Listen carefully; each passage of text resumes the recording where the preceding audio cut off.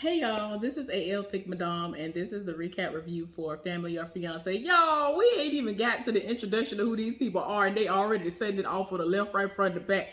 Somebody asked this man, how many times have you cheated on her? And he said, as many times she's cheated on me. Like I said, I don't even know these people's name.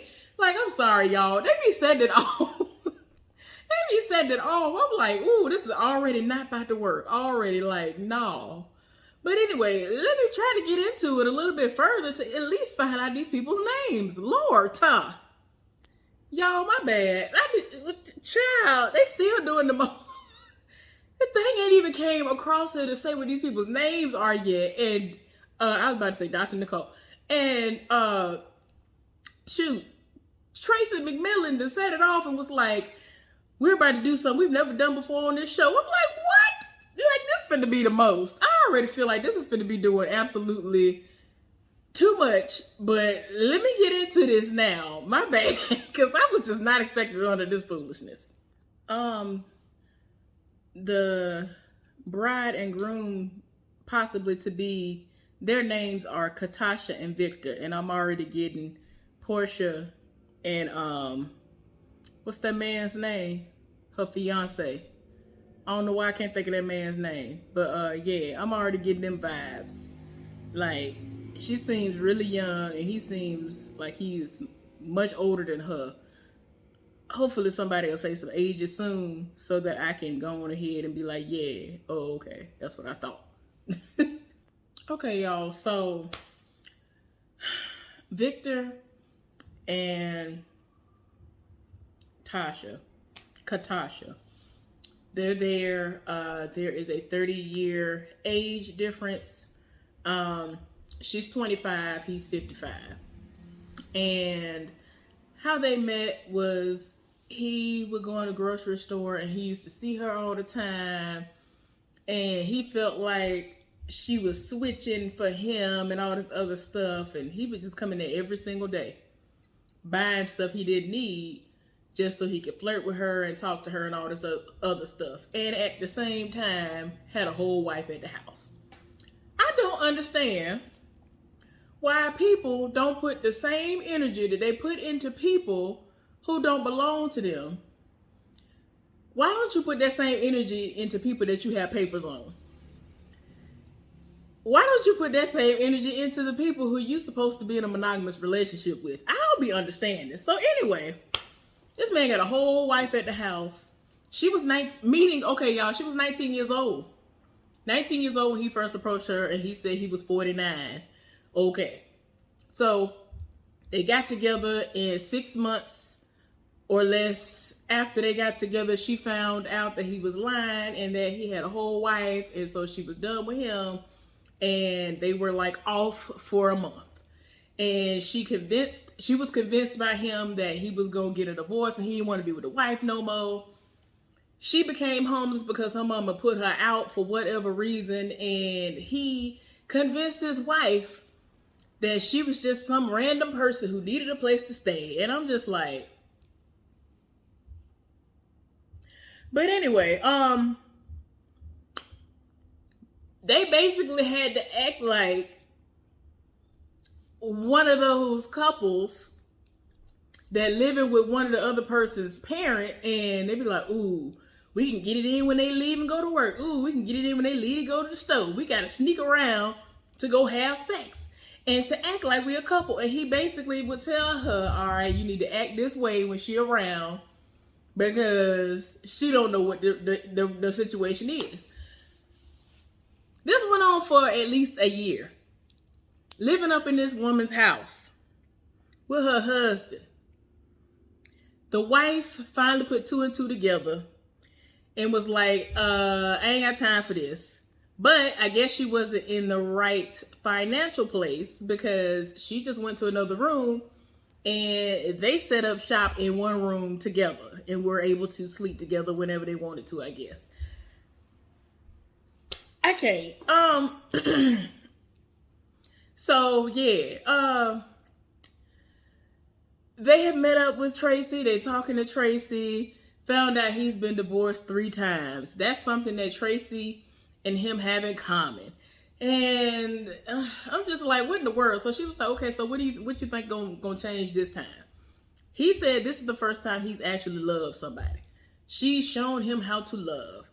And I'm just like, this heifer don't even love herself. Like, how? Okay, y'all, I'm sorry. I done seen 25 minutes of it because I was like, I know how crazy I get. And like every single detail of this show, I end up going almost as long as the actual runtime of the show. And I don't want to do that. So yeah, I'm trying not to do that for this show because they be doing the most. So anyway, they end up meeting with the families to see what their concerns are. The age difference is a concern for somebody. People want to know if love is actually in the equation, if anybody's being used, like what, I don't know what y'all got going on, but this is too much. So anyway, he went with her folks, she went with his folks. They asking him questions. And like I said earlier, somebody asked him, how many times have you cheated on her? He said as many times as she's cheated on me. Well, while basically each person is being asked random questions and they are answering truthfully. Well, at least I guess for the most part. Victor, or whatever his name is, y'all, I'm just like, shoot, what is his name at this point now? I don't even know what's going on.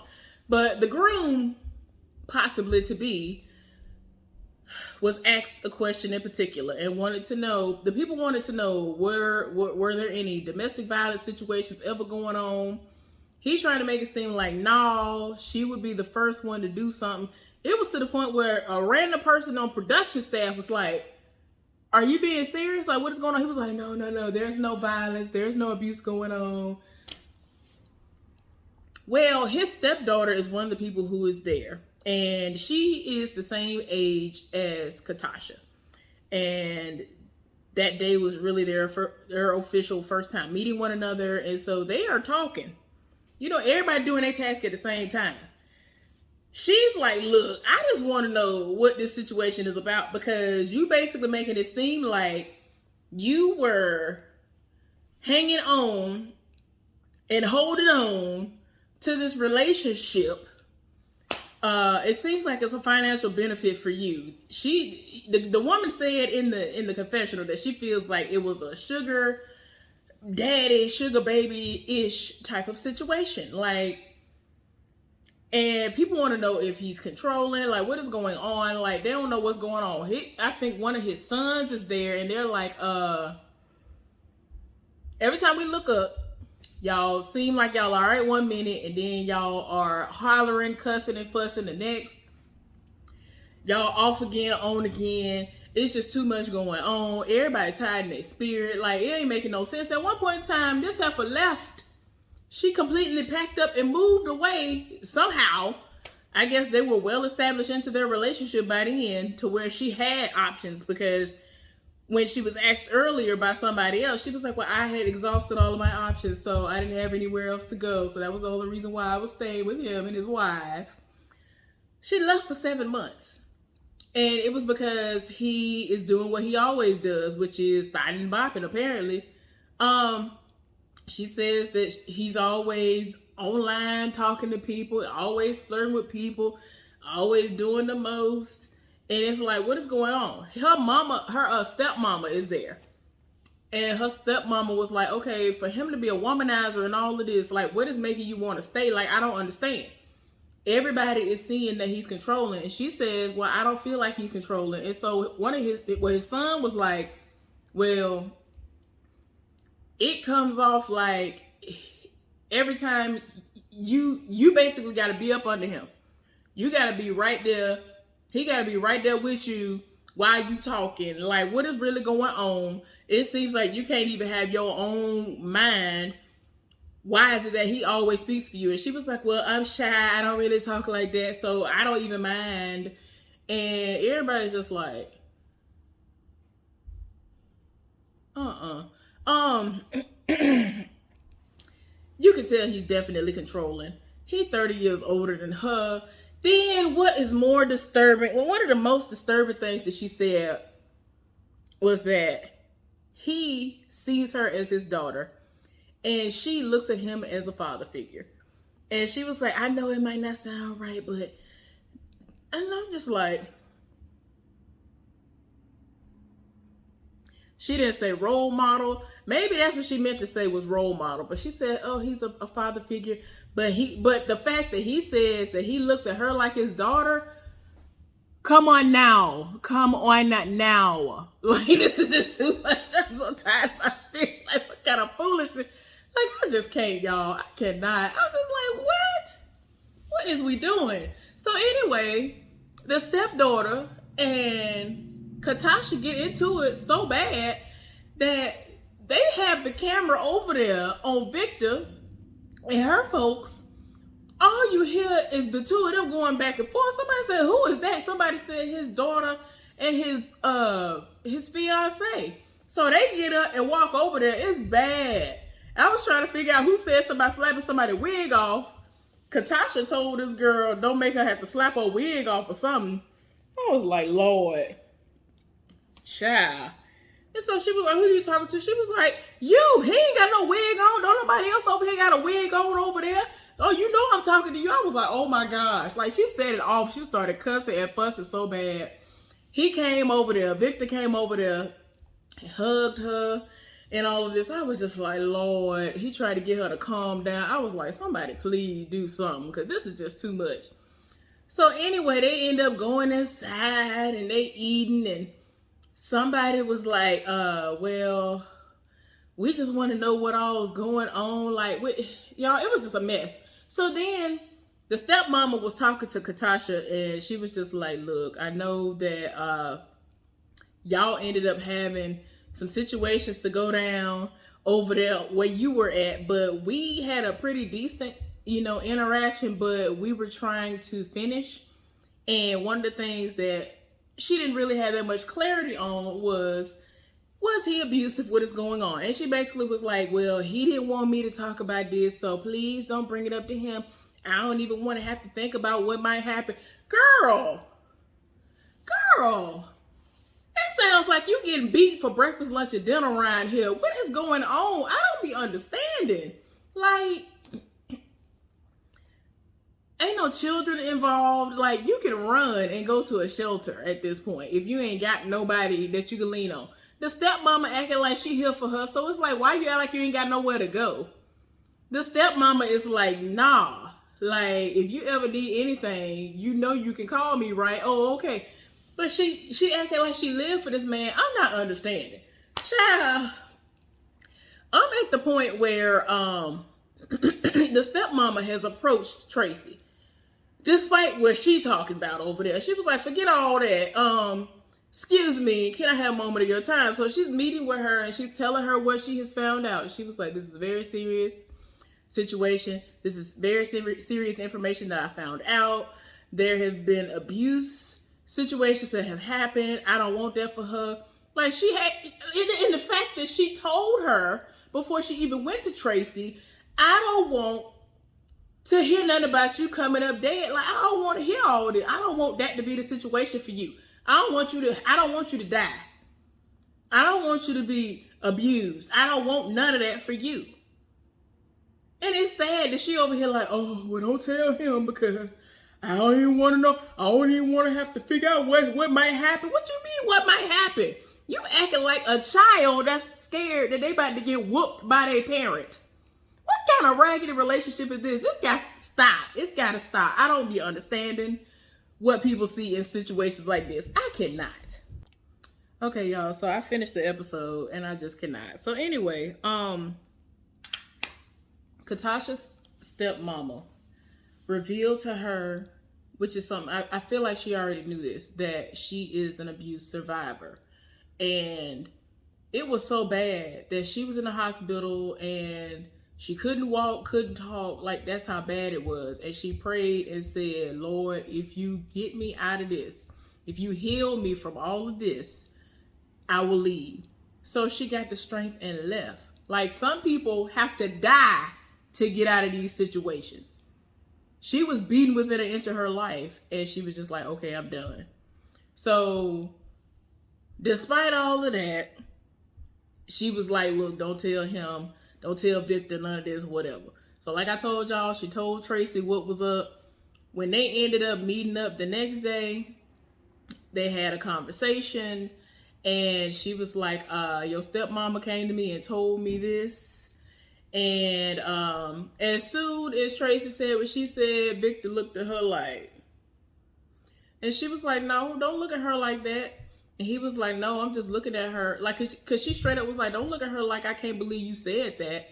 I can't believe you told. And he was like, no, I'm looking at her like that because I feel like I can't believe she didn't tell the whole story. And it's like, no. Anyway, to make a long story short, Tracy was like,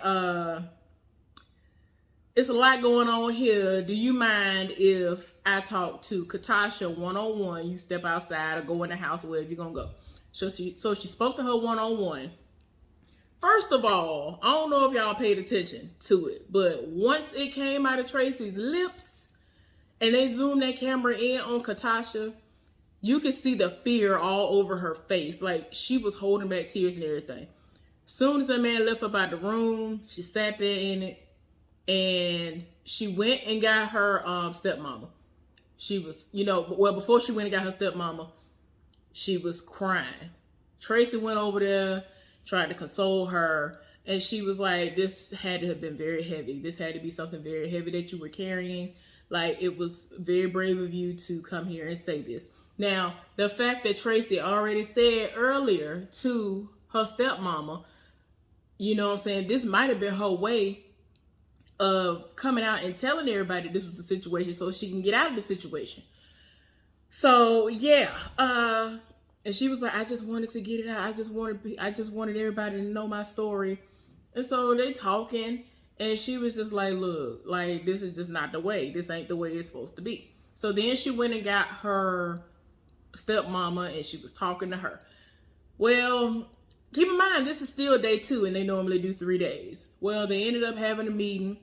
Tracy had a meeting with everybody, and she was like, we normally do 3 days, but we're doing something that we've never done on the show due to some information that we found out. We don't think that there's a reason for that. We can pretty much guess what the outcome is going to be. Ain't going to be no blessing ceremony around here. And, started touching on some things and said what it was, and nobody was really surprised. Her best friend said, I knew something was up because you a slick talker.